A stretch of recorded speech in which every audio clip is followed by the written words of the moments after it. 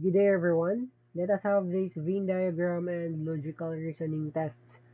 Dito makikita natin yung visual mismo ng diagram, which is the Venn diagram. And then, ito yung nagre-representa ng mga shapes kung ano sila. So ngayon, we have the rectangle represents males, triangle represents educated, circle represents urban, while square represents civil servants. So these numbers in the Venn diagram are the people, no? We're just using numbers to indicate these people. So these people are males, educated, or they are urban residents, or they are civil servants. So the question here is, who among the following is a female, urban resident, and also a civil servant? So let's take note these three: female, urban resident, and a civil servant. Ngayon, the first one, si female, makikita ba natin dito kung anong shape siya? So, si female ay wala. Wala sa statement na nandito.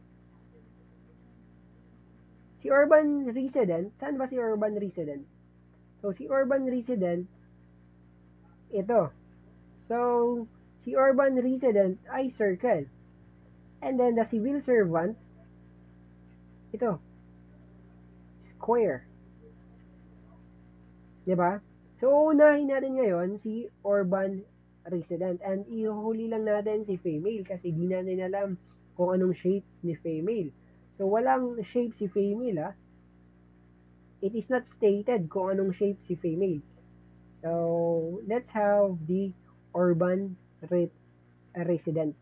Ngayon, si urban resident ay circle. So, it means ito yung urban resident.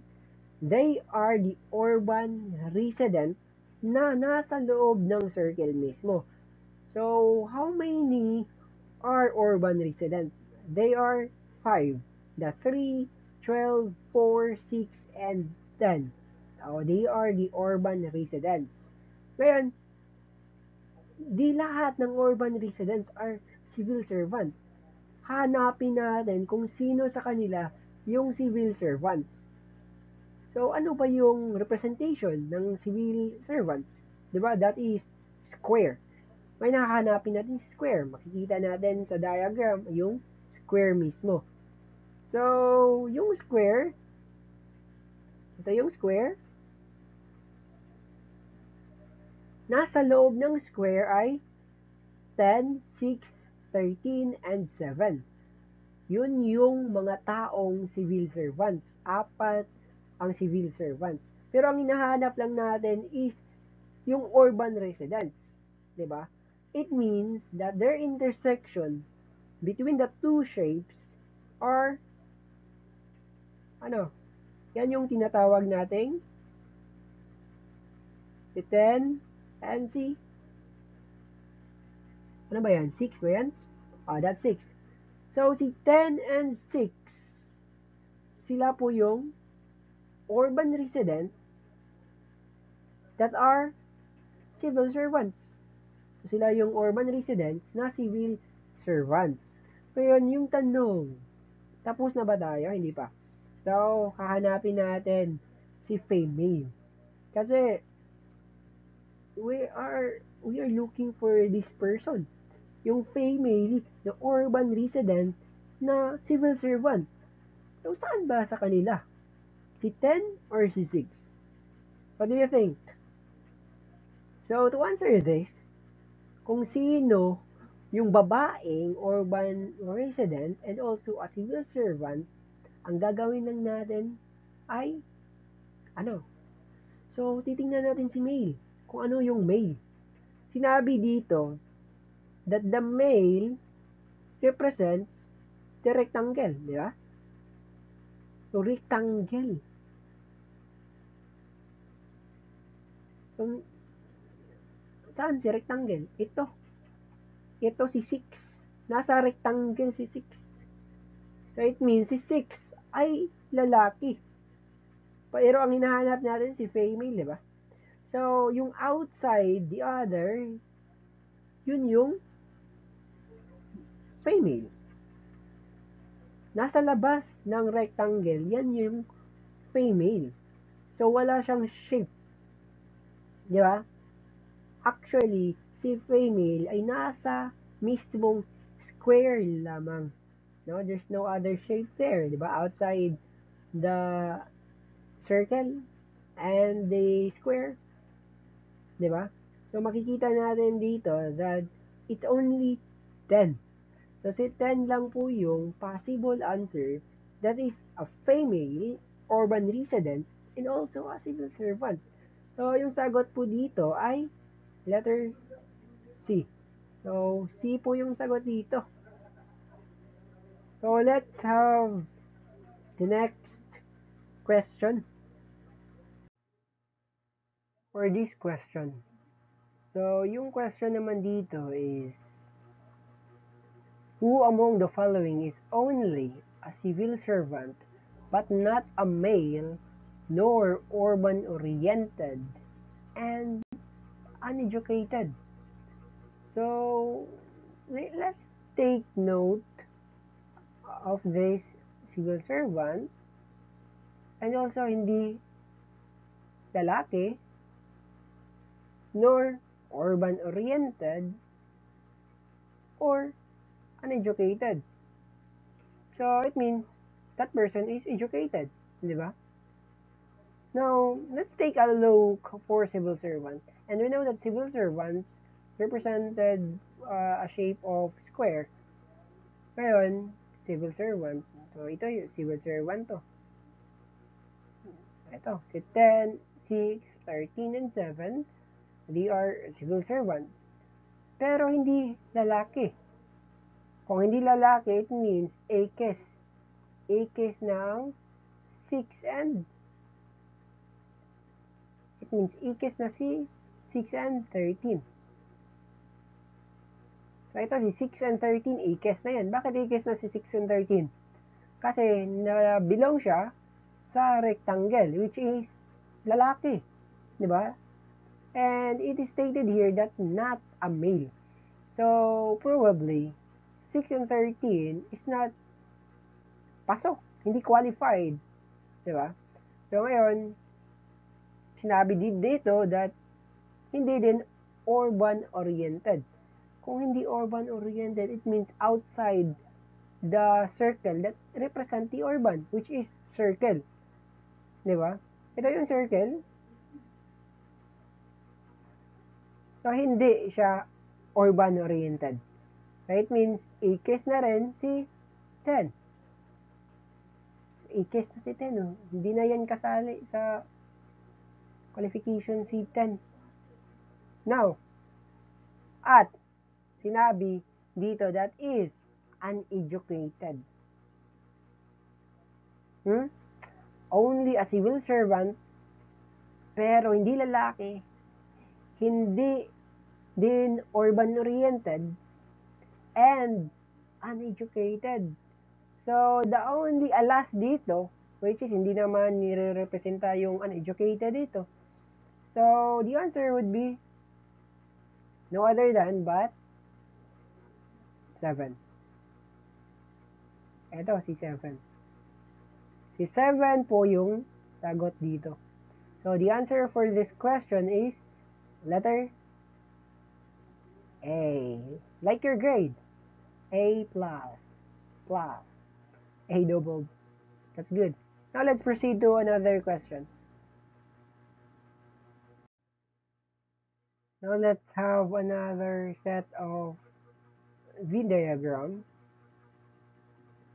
So, dito, the following 5 questions are based on the following diagram in which the triangle daw, nagre-representa ng female graduates, while yung small circle, take note for this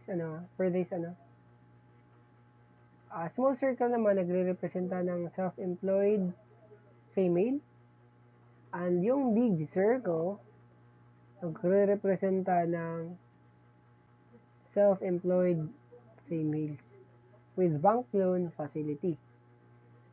So with the numbers are shown in different sections of the diagram. On the basis of these numbers, answer the following.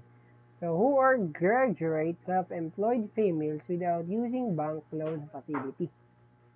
So again, let's think about the question. Ang hinahanap dito is yung self-employed female. However, hindi gumamit ng loan facility. So dito, makikita natin na si triangle nagre-representa ng female graduate. The small circle represents self-employed female.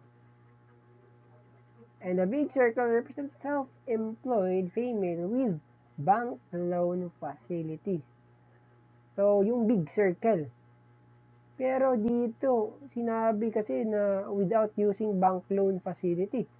So, probably hindi yung big circle. Dapat outside the big circle. Tama ba? Dapat wala sa big circle. Hindi dapat makikita natin yan sa big circle. Because yung big circle, may bank loan facility. And then, who represented the self-employed female? Si small circle. Ito. Small circle represents self-employed female. Itong small circle. Let's use another color. Maybe the green. So, let's have this. Small circle. So, the small circle, nandito po yung 8, 3, and kita natin yan, 9. I think that's 9. Hindi kasi klaro dito eh. Pasensya na po. So, sa big circle, yung 5 and 6, excluded na yan. Bakit ba? Hindi na yan kasali. Yung 5 and 6 ay hindi kasali. Kasi, these are self-employed female na, may bank loan facility. Pero ang hinahanap natin, without using bank loan facility. Diba? So, ngayon, the possible answer are 8, 3, and 9. Kasi si 8, 3, and 9, ito yung mga, they are the self-employed females. Kasi nasa loob sila ng circle, no? Yung small circle. So, ngayon, sino ba sa 8, 3, and 9 yung sagot dyan? So, paano natin yan masasagutan? Kaya, what do you think the correct answer? So, titingnan natin dito, kasi sinabi dito graduate, di ba? Baka nakalimutan mong basahin yung graduate. So, delikado yan. So, sabi dito, graduate. Yung small circle kasi, it represents self-employed female. Di ba? So, yung graduate naman, represent the triangle. Di ba? So, ito, nandito si triangle. Sino nasa loob ng triangle, yan yung nakagraduate. Di ba? So, yung hinahanap natin dito is yung nakagraduate na self-employed female without using bank loan facility. So, yung sagot dito is A. Bakit A? Ay, sinabi ko ba na A? Sorry. Ang sagot dito is 8.